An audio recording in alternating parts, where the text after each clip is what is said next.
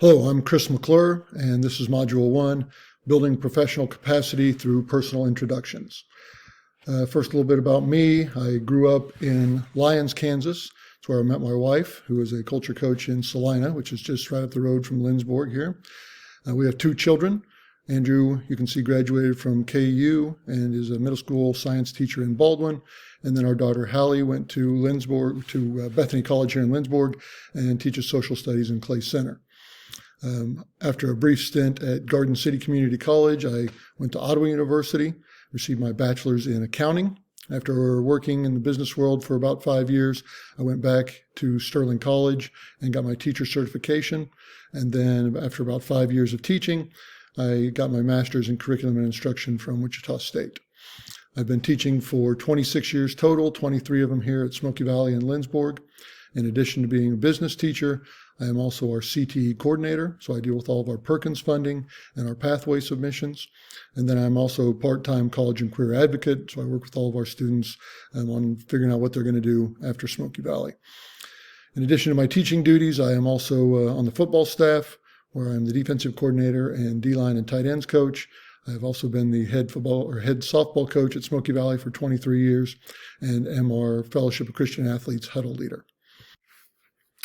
So in my 26 years of education, I've been exposed to numerous methods of teacher evaluation and school improvement.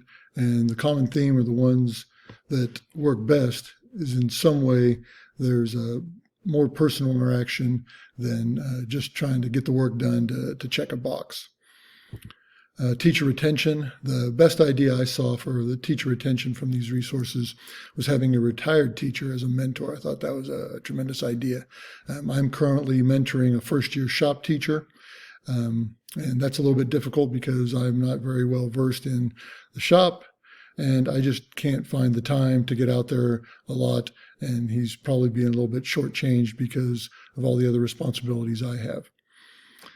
As far as learning, the lesson that I've learned from coaching, especially coaching girls, is to make sure that they know you care. Because once they believe in you or they have trust in you, then the learning is much simpler and much more effective. Well-being, the resources really opened my eyes to the need for additional mental health activities and interventions. I know if I do become a principal that this is an area that I'm going to have to continuously work on. So the standard correlation, you can read that there. I'm not going to read it for you, but the resources did provide some good resources or some good knowledge that hopefully I'll be able to implement. As relevant, we got to be able to reward our successes.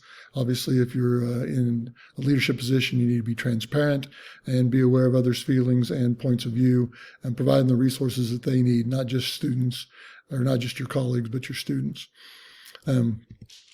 And then reflection, as I mentioned a little bit ago with the well-being, I need to continue to improve and be more empathetic and understand other people's points of view. And maybe just my sports and coaching background, it's just get it done, and that doesn't work for everybody, and I need to understand that. And lastly, here are my sources, and I look forward to continuing to work with all of you throughout the rest of the 8-week course.